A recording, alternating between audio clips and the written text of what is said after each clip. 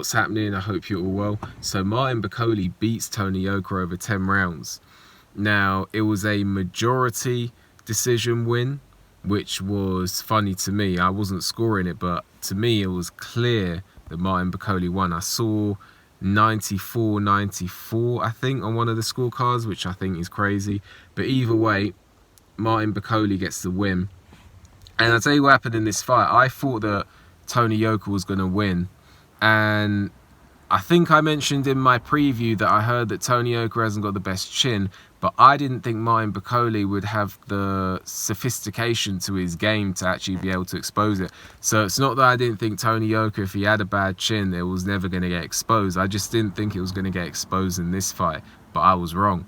Tony Yoka was down in the first round and he was looking shaky. So before he was knocked down, he actually looked a bit shaky. I don't think the punch even caught him clean. I think he had the guard up. I think he partially blocked it, but it's still, he was on wobbly legs.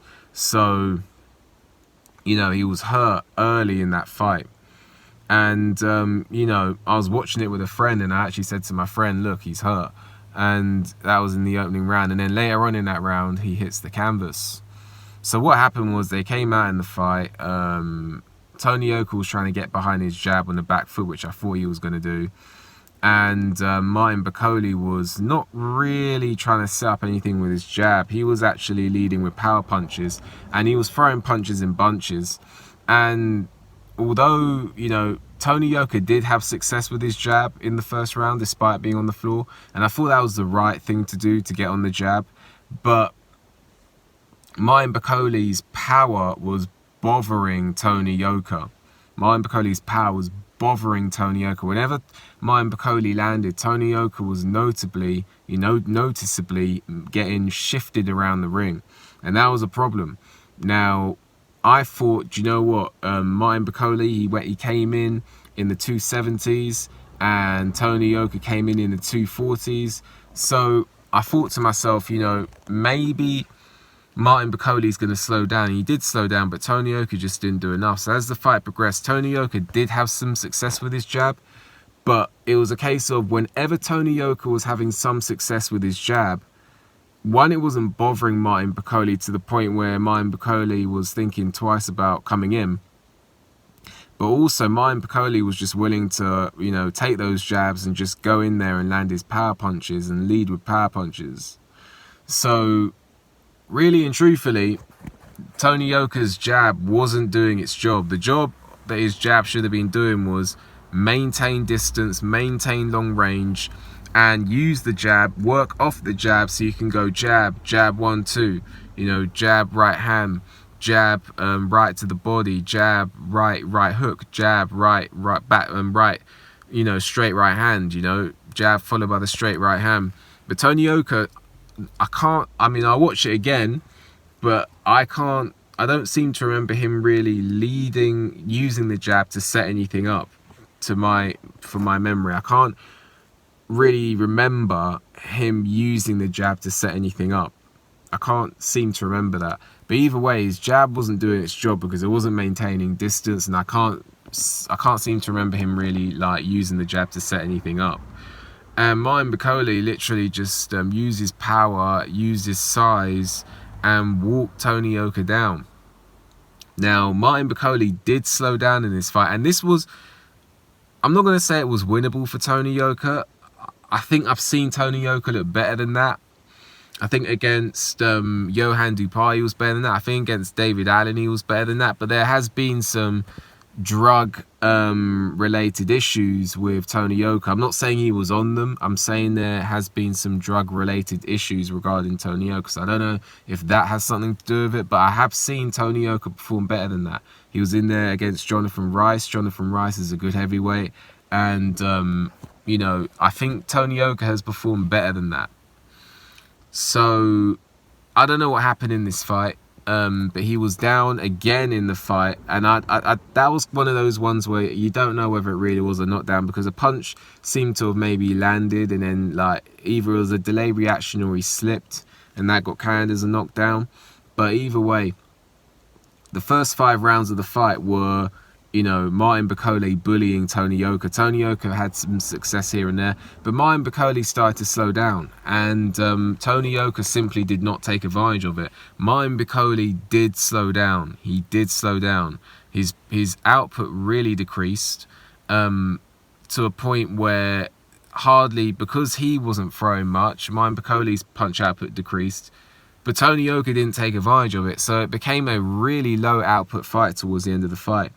And I'll say this, Tony Yoka wanted to lose on points. It got to the point where Tony Yoka didn't want to get knocked out, but he wanted to lose on points. To me, that's what it looked like, because it was the last round. Martin Bakole's telling Tony Yoka, come on, come on, come on. And it wasn't the first time he was doing that in the fight. Martin Bakole standing there telling Tony Yoka to go for it. And Tony Yoka, he should have been going for it. It doesn't matter whether it was a trap. He had no choice but to go for it if he wanted to win, because it got to the point where he needed a knockout, and he's bouncing around the ring like he's like he's 8 rounds up. I just didn't get that.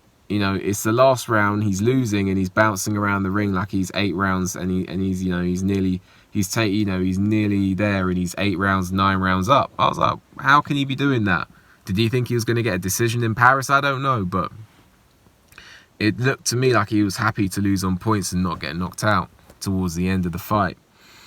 So Tony Yoka, his nose got busted up, his eye, he got a cut under the eye, and he really got beaten up in there. But Martin Bakole, he was there to, I'm not going to say he was there for Tony Yoka to beat, because I don't know, but he was there to be beaten by someone in that fight, because Martin Bakole started very well, looked very powerful, but he's not got the best technique. And this is why I was picking Tony Yoka to win. Tony Yoka has the amateur experience, he has the fundamentals, but Martin Bakole, despite being a strong man and a powerful man, he's not got the sophistication to his game. He's not got the best footwork. He leans forward with his head, so he can catch a punch with double impact, and he really slowed down in the fight. So he was there for someone to be beaten. Someone will beat Martin Bakole. He's already lost to Hunter. I think he lost, I know he beat Kuzman. I thought Kuzman won that fight from what I remember. Martin Bakole is there to be beaten. He's there to be beaten by someone who can box on the back foot better than Tony Yoka. Tony Yoka should have gone to the body more, because Martin Bakole was slowing down and Tony Yoka wasn't going to the body. He wasn't going to the body. Someone's slowing down and they come in heavy, because Martin Bakole, that wasn't his heaviest. I think he weighed in the 280s in his last fight, but this is heavy for Martin Bakole, and he was slowing down, so why not go to the body? Tony Yoka actually changed his tactics up ever so slightly towards the end of the fight. And was actually, I think he maybe took, I haven't scored it, but I think he maybe took a few rounds towards the end of the fight, because Martin Bakole slowed down, and Tony Yoka actually went in, instead of being at long range, he went to like mid range and was having some success. But I think his mistake was he would go in the middle of the ring, he would have some success, and then go on the back foot. I think he should have really tried. I know Martin Bakole, heavier guy than Tony Yoka, but I think it, because these current tactics weren't working, maybe try and push Martin Bakole back. That's what I was thinking. Maybe try and push the guy back, because what you're doing right now isn't working, and you're you're about to lose the fight. Why not try it? Because whenever he was in mid-range, this is the crazy thing, Tony Yoka's best success in this fight was mid-range, even though I thought it'd be a long range. But either way, Tony Yoka loses for the first time as a pro. I thought that Tony Yoka, because I heard he had a bad chin, and I'm not going to say this proves he has a terrible chin, but he certainly doesn't look like he has a great chin. I didn't think it would be Martin Bakole, so well done to Martin Bakole for doing that, going in and putting in a performance like that.